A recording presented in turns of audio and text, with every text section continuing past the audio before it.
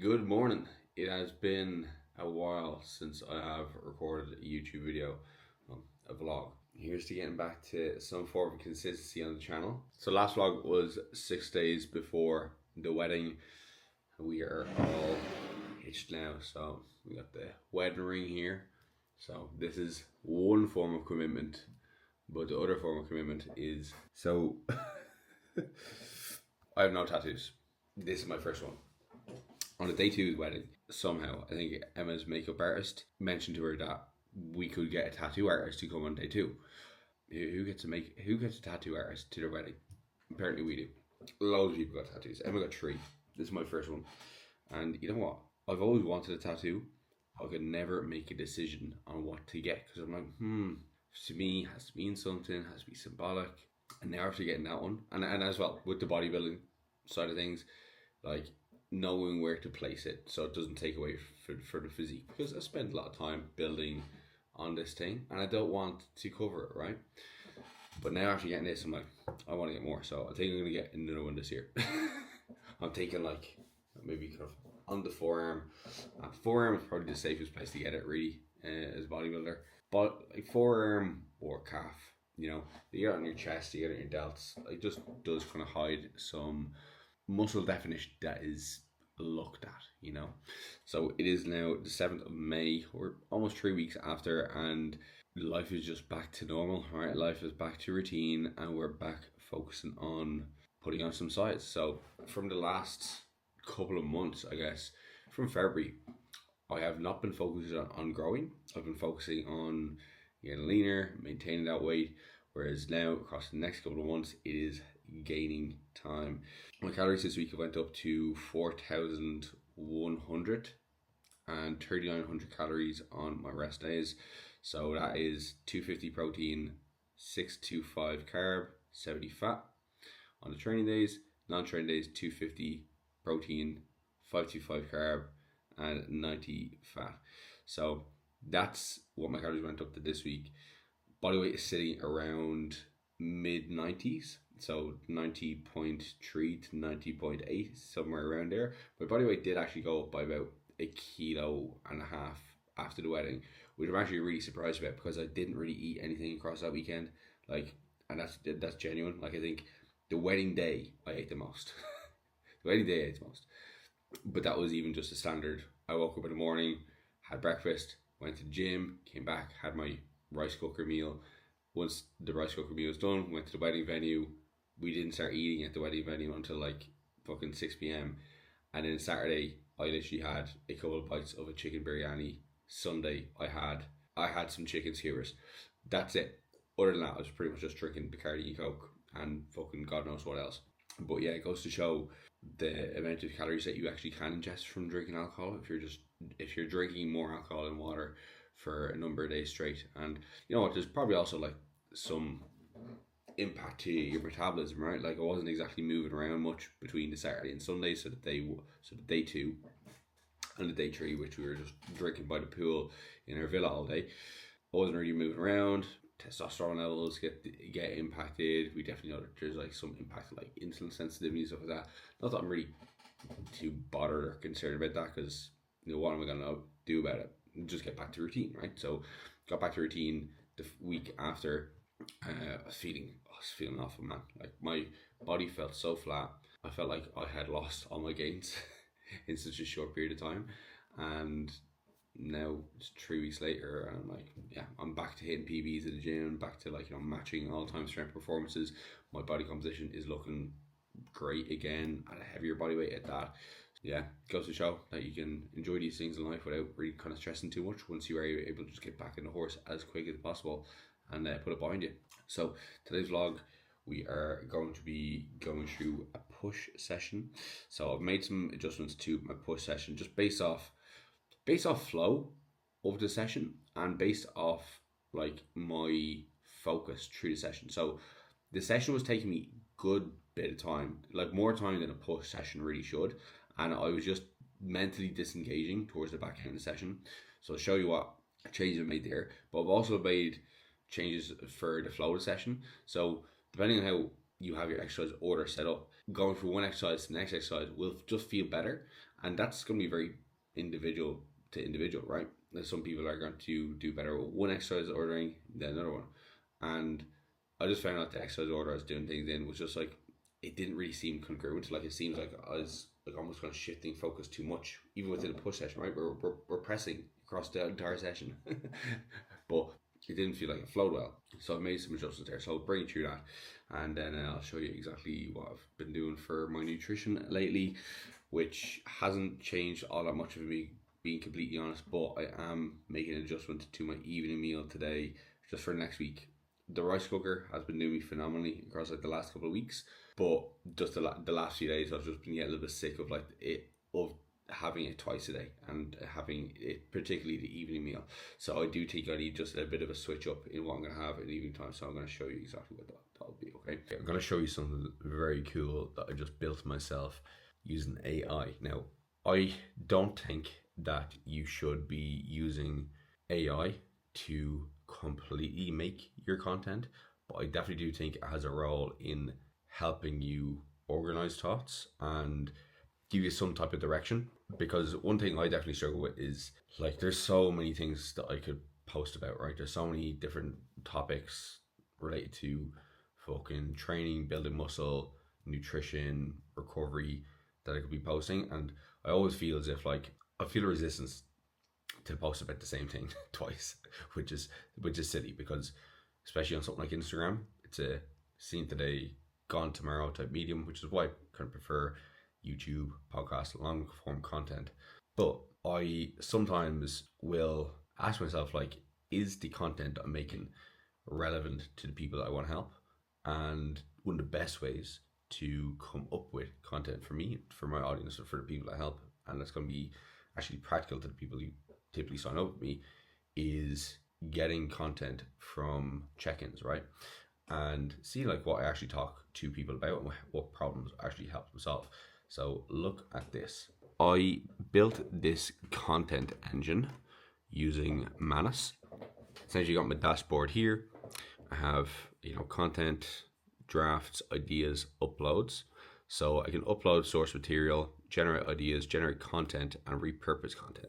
What I've done is I have got to make up a brand voice profile. Okay, so I have like a niche document, which I'll show you here. So I have this niche document, which I have filled out as I am starting up with a business coach on Monday. So I have essentially written out my niche, okay, answered all the questions that he gave me. So have all that filled out there, the ideal client that I want to work with, red flags, personality, what they believe from training perspective, nutrition perspective, things that describe my coaching, things that would describe my niche. So I have all that, I've fed that into Manus. So that created this voice and style. But not only that, I also fed it in transcripts from client check-ins, as well as podcasts that I have recorded. Feeding it this has been important for actually writing things how I would say it. Now, I'm not going to just copy and paste over transcripts or the text that it has given me. I'm likely going to take the idea and I'm going to take a sample of what it has provided me with and then edit it on my own side of things, just to ensure it is actually how I would say it. So this now is all kind of forming up my brand voice. It's going into my coaching philosophy, tone of voice, the style, level of directness, humor, all that kind of crack, vocabulary, things I would say, things I don't say, what the core themes of my check-ins and pain points of my clients tend to be. And then what I can essentially do is I can put in whatever here, right? So I can go into generate content, Instagram, YouTube, podcast, email, type of content, and I can give it a title here and get it to use like source material here. So if there's something that I found particularly helpful talking about with a client, I can go into like what their check-in was and say, okay, pull out the key point, key message from here, and let's make a post about it. Or I could, again, get the source material, again, exact same here, and say, okay, give me some ideas to write for all these different mediums, and then it'll generate that. And you can even see from here, so far, the library I've pulled out. So again, I'm just going to take these and I'm going to see which one I want to share the most. I'm going to edit myself and then I'll have that for something to post. super simple way to like organize thoughts and make content that's going to be helpful, audience specific. Because I do think AI leveraging it is going to be relatively useful. Again, I do think a lot of people are using it within their coaching businesses the wrong way. Like you do see people literally copy and pasting like text from ChatGPT, and it's very, very obvious. Both in regards to the way ChatGPT like writes sentences and like the information. If you're using AI for the education and for the actual content and not just to organize and structure things, I think you are potentially going to be putting out some inaccurate stuff. Because there's definitely one thing I've learned across like the last 2 years since like just getting familiar with the ChatGPT. Some of the stuff it puts out, because I will know when it's inaccurate because I've done so much fucking education on my own end, it can just be just not 100% accurate or useful, and can be conflicting, and is more than likely going to lean into your bias, right, versus give you accurate information. So I do think if you're using it, you should be having your own education base, because it's very difficult to know unless you do have that education base and you've spent time actually learning stuff, physiology, anatomy, everything about like training principles, nutrition. If you don't know that, you will just believe what it tells you, because people think it is an accurate database, and it is not. It is an aggregate of information on the internet. It's pulling from multiple different sources, a lot of it coming from Reddit, right? And this is actually even one thing that I was listening to a podcast with Steve All and Kasim Hansen, and Kasim was saying that like he was trying to use some AI platform to help him with like synthesizing some information to put together with his courses, right? And he was saying that like when it had conflicting information, the AI bot didn't know what to go towards, and even it was quoting him, right? It was pulling things that he had said from the internet, but it was also pulling things he didn't say, right? He was like, it was almost making assumptions of things that he would say, but it wouldn't be something that he would say, right? So it's something to be very, very careful with using, right? Again, use it for structure, use it for organization of things, use it for prompts, but if you're using it just blindly, it's going to be slippery slope. And that's where, if you're using it blindly, you should be worried about your job if you are working as a coach, because if you can just get everything done by AI, what's to stop AI taking your job? Nothing, right? So yeah, it's just a cool little thing I got made. I'm not going to give you the recipe to do it. It's pretty simple to actually make this up. It took me like 30 minutes to make it up. All right, now to actually make content.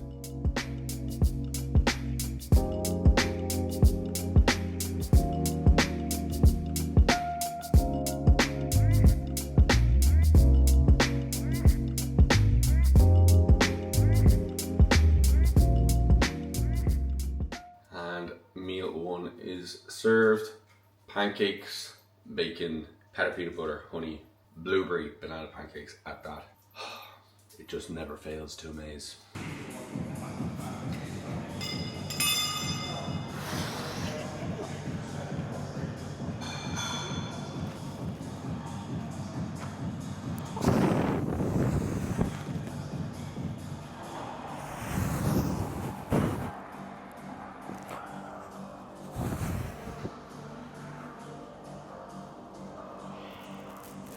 Alright, we're in the gym and we are starting off with abs as always for this push session. The last year I've been doing the Roman chair leg raise, but I've just gotten so sick of it to the point of like I'll be coming into the training session and be like, fuck this. So once that happens, it's time to change. I stuck with it for long enough, right? I was getting to the point where I was like, how much benefit am I really getting on this other than like maintenance or just a warm-up? So I have pivoted to decline crunch. Now, a big thing to focus on when you are doing a decline crunch is, with any ab exercise, where I think of it as spinal movement and not just moving the body, right? A lot of people, when they're doing the decline crunch, and I'll show you an example of me using my hip flexors more than my abs here, is that they just fling themselves up, they'll grip onto the leg pads and just try to like lift their torso up. Now when this happens, and you'll see a lot of people, they're not even flexing through the spine. So their abs are not really doing much work. They might feel as if their lower abs are working, but it's actually their hip flexors. So great if you do want to develop those hip flexors, your psoas and maybe your rec fem to a degree. But if you want to develop blocky abs, you need to learn how to move through the spine. So how I think about it is, I think about almost like trying to cough to a degree, and as you cough, right, your abs are going to contract, your spine is going to start to go into flexion, and that's going to be essentially creating some type of spinal movement. And I just think about then coughing, lifting my chest up and trying to almost bring my chest in towards my belly button.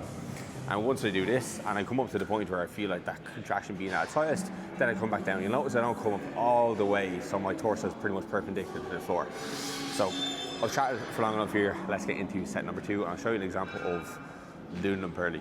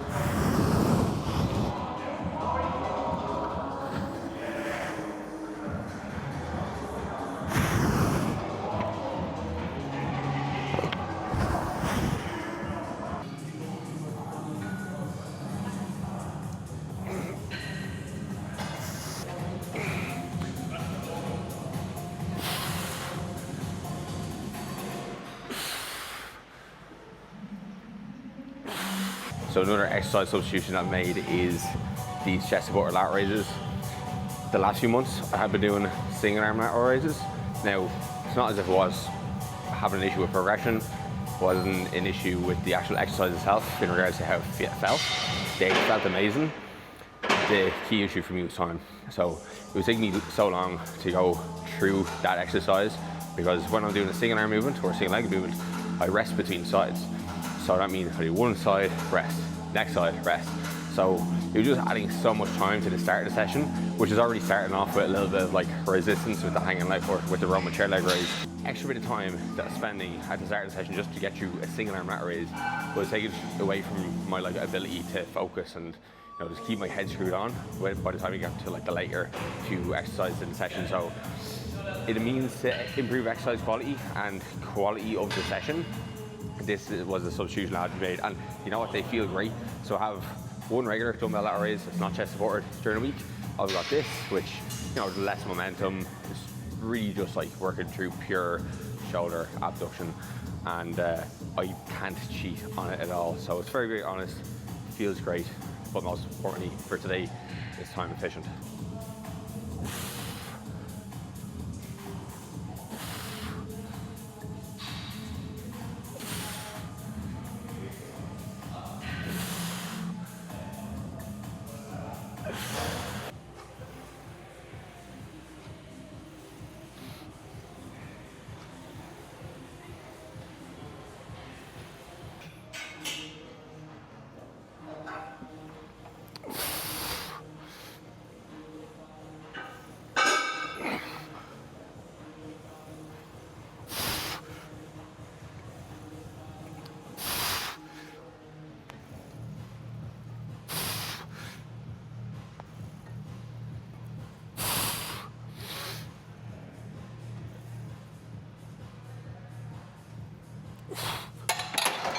Okay, that is shoulder press out of the way. So I moved that exercise to the start of the session, and the main reason for doing so is I've never actually prioritized a shoulder press, and I need more delts, right, versus chest.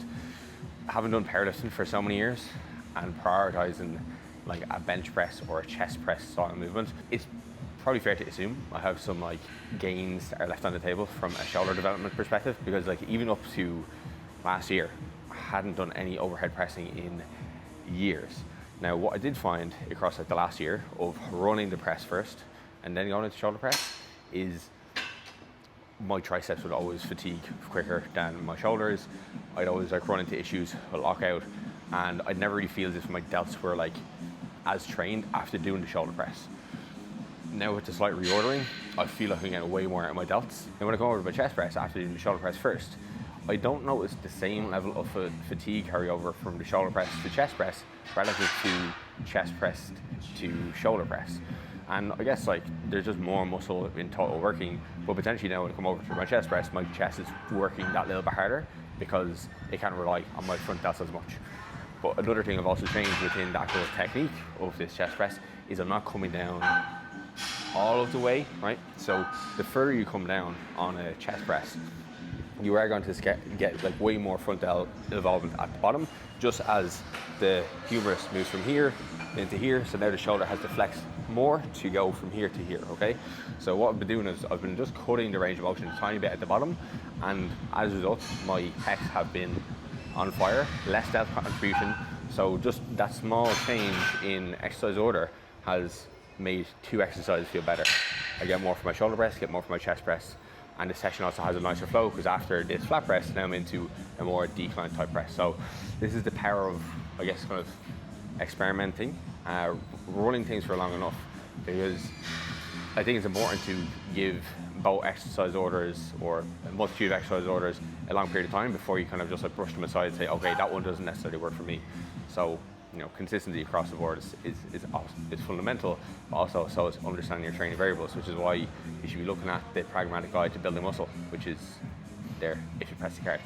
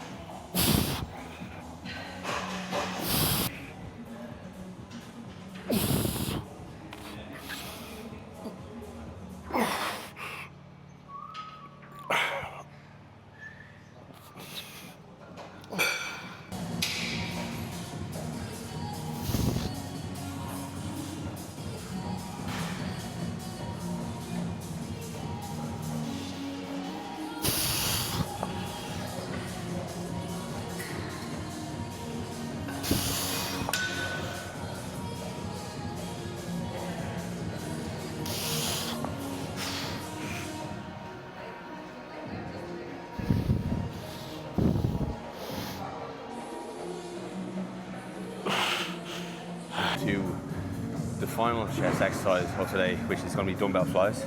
Now, I was speaking with a client this week in their check-in, and they were asking why on a pec deck they feel their chest more than when they are doing these dumbbell flies.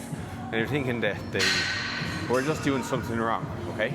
Now, they did also mention that the following day or after they do the dumbbell flies, they do feel them. Like they feel as if like the next day they have a lot more soreness, and there's a good reason for that. So when you're doing most pec deck machines, most machine flies, most cable flies, you're going to get a lot of resistance when the pec is actually contracting. But the way a lot of them are designed, you won't get a huge amount when the pec is actually lengthening, okay? So when we have contractions in the short position, you're going to get more sensations. Think about like when you do a leg extension versus a leg press. In a leg extension, you feel your quads way more. In a leg press, you don't feel them as much. The same thing is happening here within the pec fly. You think about a pec fly versus a bench press. At the bottom of a bench press, you don't really feel your pecs. At the top, you don't really feel your pecs, but pec deck you do. And it's a difference in the resistance profiles. One is heavier and harder in a short position, the muscle is contracting, and one is just harder in the length position. So when I perform these dumbbell flies, when my hand is directly over the shoulder, there's pretty much no resistance to my chest. When I'm at the very bottom and my hand is far away from my chest, and so as the resistance, the tension is going to be greater. So it's not necessarily a case of doing exercise wrong, it's just a case of the exercises are just quite different.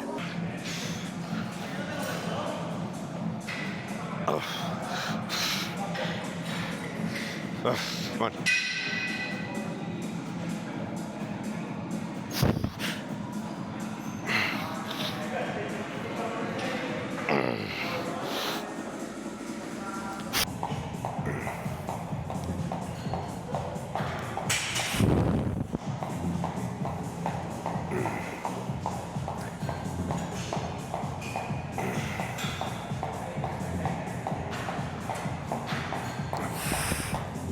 So this cable lat raise is actually a fantastic example of what I was just talking about. With the cable set in line with my wrist on this exercise, the resistance is hardest at the bottom and it starts to drop off as I get towards the top. Now, I don't feel these the same way during the exercise, the same way I do feel a lat raise, like the one I did at the start of the session. So when I do the chest supported dumbbell lat raise, there's pretty much minimal resistance at the bottom, and as I bring my arm out to the side, resistance gets heavier when the muscles starting to short. So I feel those more, but I feel these less during the set, right? But after the set, same sensation, and I honestly think that these are probably a tiny bit better for growth over the long term. But I include them both because I'm hesitant to put all my eggs in one basket when it does come to, the resistance profile stuff. It's good to have variety.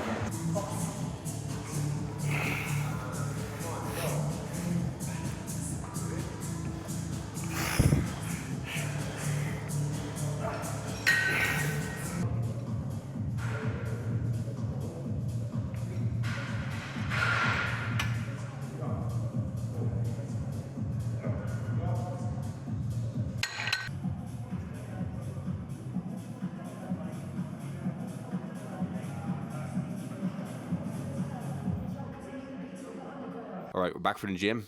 Fantastic session. Now, I want to give you a bit of a transparent physique update. So usually when I record videos of my check-ins, they are the exact same lighting, and I use a ring light here, but sometimes it can work to my advantage because the lighting is quite good. So I'm going to give you a look at what my body looks like right now. I just weighed myself there, 90.2 and midday and natural lighting. Okay, so let's have a look at how things are looking. All right, so this is the rig. We'll do front back sides unposed. So here's the front. Abs are somewhat lean without even contracted them. Side. We get the back.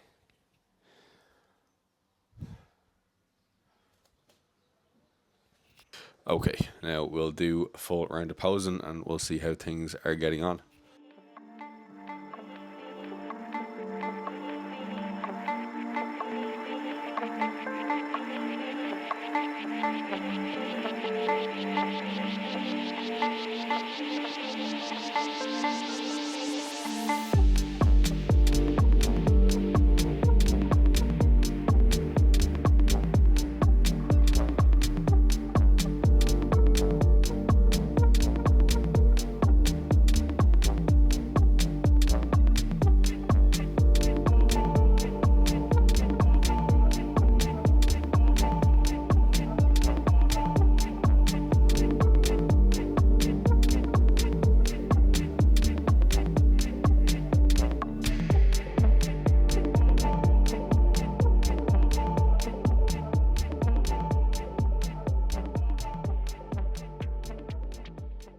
Okay, it's time for the post-workout meal. We have our potatoes going into the air fryer. Now we are going to get our broccoli into the air fryer. And this meal essentially is going to be the rice, the beef, the chicken, the broccoli, the potatoes. A pretty large meal alongside some chili oil, some almond butter, and some honey. Staple meal, delicious meal. My next meal is going to be the one that's different, but I need to go to the shop for that. So that was how the physique is looking at, pretty much, just under 91 kilos. Pretty damn happy with how it is, to be honest, at the moment. We've got a good balance of lean. I'm getting stronger in the gym. I feel big. So, just like the trifecta, right? Big, strong, and lean. It's what we are all aiming for in this game, right? So one thing that I am pretty big on is when I'm sharing my physique, I really do lean into just sharing it all, right? Even the bad shots. And I think this is something that, like, if you're a bodybuilder, and especially if you're a coach, you should definitely do it, right? Lean into the shots that expose you, okay? Both from a point of showing people that you have deficits in, or you've chinks in your armor, but as well for you to not hide them. I find when people hide shots, maybe they feel a little bit insecure about certain shots or whatever like that, but it doesn't make you work harder on them, right? Because you'll get rewarded and you get compliments for your good shots, right? People will tell you all about them. People are not going to like, you know, fucking throw shade, say like comment on my post of my front relax and be like, that's fucking shit, mate, right? They're going to say like, oh, your most muscular is great or something like that, right? But one thing sharing my bad poses more often has done is made me really want to improve them. So I get like, you know, maybe some confidence down the line, but also just make myself a better bodybuilder, right? Because at the end of the day, if you are only showing your good shots, you are going to potentially get your ego inflated, or you might get, you know, kind of led in the wrong direction, right? So if you're only ever posting like the strong body parts that you have, the strong shots, you're gonna get like your ego inflated. People are gonna tell you, fucking size your arms, fucking that shot looks amazing, yada yada yada, you're gonna win. And they don't know what the poor shots look like. And it's the poor shots that are going to let you down on stage, ultimately. Now, if you go into a competition with delusion because you've only ever posted one shot or one or two shots, and then you're getting exposed in the rest of them, well, what does that do? That fucking destroys your confidence. So make a point to share the bad shots as well, because it will also make you work harder on them, right? Because like one thing that I've noticed of working on, like, you know, muscle groups to enhance my frontal bicep, my front relaxed, because I've been showing them more, I am working harder on them. I'm trying to learn how to pose them better. I'm trying to improve the muscle groups to a greater degree. And that is making them no longer weak points, right? They are still not as great like my best poses, but they are better. And I fear that like people who hide shots, they won't work in the posing to make them better. They'll ignore them. They won't work in the muscle groups to make that a stronger pose. And they'll just continue to focus on the strengths. And that's not going to get them anywhere. Because when it comes to bodybuilding, we're talking about symmetry, conditioning, and muscularity. If your symmetry is off because you just have a couple of dominant poses, you're going to get some class pictures, but you're not going to beat the person who has the combination of all three. So keep that in mind. We have a meal to get in, so let's get to it. All right, post-workout meal is done. It just looks like slop, to be honest, but it's going to taste amazing, and that's all that matters. All right, it's time for dinner, and for the first time in a long time, we're going to try something different today. So we are going to be having pasta, which I haven't had pasta in a long time, so I'm excited for this. Now, I would buy lean mince, but I just didn't get an opportunity to go to the shop today, so I'm having to use Samson's pork and beef mince. Now, the fat on this is actually quite high. It's 12 grams per 100 grams. It's nearly impossible to find lean mince over here.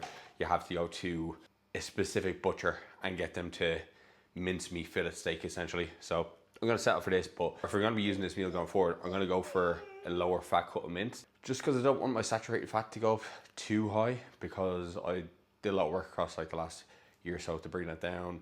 Less chicken thighs, less animal fats, and more plant-based sources. And my blood lipids have reflected that. My bloods, I got them back 2 weeks ago. My LDL is the lowest it's ever been, and HDL is also a good spot, so I want to keep up that trend. So we're gonna have the pasta, mince, we're gonna have some mushrooms in it, as well as garlic and onion. I'm gonna be using this bolognese sauce, just some standard bolognese sauce.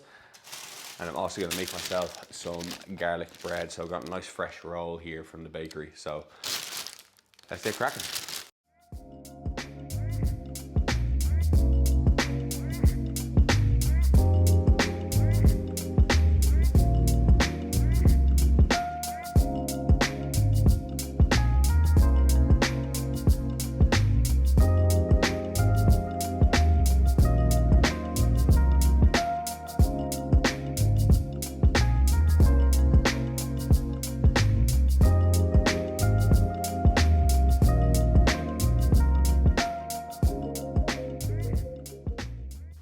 All right, that is pretty much everything cooking now. So I have the mince is done.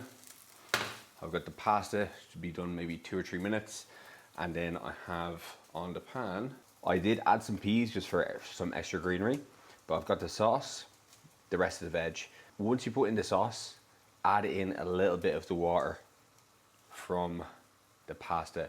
So the combination of the salt that you add to the pasta, the starch, just makes the sauce taste that much nicer. It's been a while since I cooked pasta, but I still know how to do it. Now for the garlic bread, what I'm gonna do, it's poor man's garlic bread, because I don't have macros for real butter, so I'm putting butter spray on the bread. Just did a couple of squirts, and now what I'm gonna do is gonna get the frozen garlic, I'm gonna just put a tiny amount on. I'm not even gonna bother to track this because it's fucking garlic. So just give it a couple of little cloves. Samson is watching intently. Will he get some garlic? And now we will pop that into the air fryer. Okay, all the excess water is boiled off pretty much now. And we can add in our meat and the pasta. That's how she's looking. Lovely stuff. Garlic bread is ready. Excuse the state of the air fryer. It does need a clean. And now for the final touch, I am going to add a tiny bit of extra virgin olive oil onto my garlic bread. And here we have it. This is dinner served. The garlic bread and bolognese. I was gonna say spaghetti bolognese, but spaghetti is the shape of the pasta. These are shells, I guess. Anyway, this is gonna be fantastic. Garlic bread is to Italian food what prawn crackers are to Chinese food. I'm gonna use these to like scoop up the pasta because if you haven't tried that, it's fantastic. Right, let's go. This was a good shout. Okay, so our couch does not usually look like this. I put the Hoover, the iron board, the suitcase up there to keep Samson off the couch because he's ripping it up. So I gave him a bed about 20 minutes ago. This is the bed. The bed is dead. It died. A painful death. Does anybody want a dog? He's free. I would say he's a good dog, but he's fucking the devil reincarnated. Alright, final meal, part 1. 4 Weetabix, some honey, low fat milk, and I guess you can probably tell what's going to come for part number 2. Final meal, part 2, Ninja Creamy. I've got the Trained by JP chocolate fudge ISO.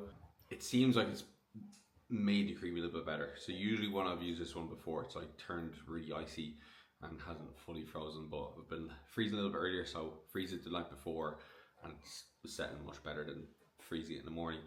And it seems like the consistency is a little bit better as well.